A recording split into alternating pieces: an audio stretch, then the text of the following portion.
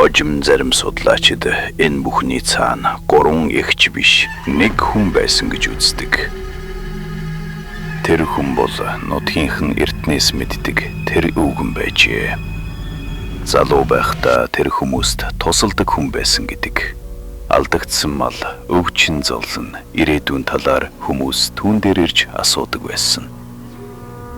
Гэвч нэг үеэс түүний төрх өөрчлөгдөж эхэлсэн гэж ярьдаг. Нүүр нь ер бусын бараан болж гар нь шатсан мэт харлаж эхэлсэн гэдэг. Удалгүй тэр хүн тосгоноос хол талын захад ганцаараа амьдрах болсон. Нутгийн хүмүүс түүний гэрийн ойрогцоо хачин зүйлс гарч эхэлсэн гэж ярьдаг. Гэрийн эргэн тойронд амтны яс, хуучин авлын яс харагддаг байсан гэдэг. Зарим нь бүр шин салхинд яснууд хөтгөж байгаа мэт чимээ сонсогддог байсан гэж ярьдаг. Тэр үеэс хойш хүмүүс тэр гэрт ойртохоо болсон. Гэвч удалгүй шүн талд гал асдаг байсан гэж ярьдаг. Зарим хүмүүс тэнд 4 сүүдэр зогсож байгааг харсан гэж ярьдаг. 3 эмэгтэй тэр өвгөн.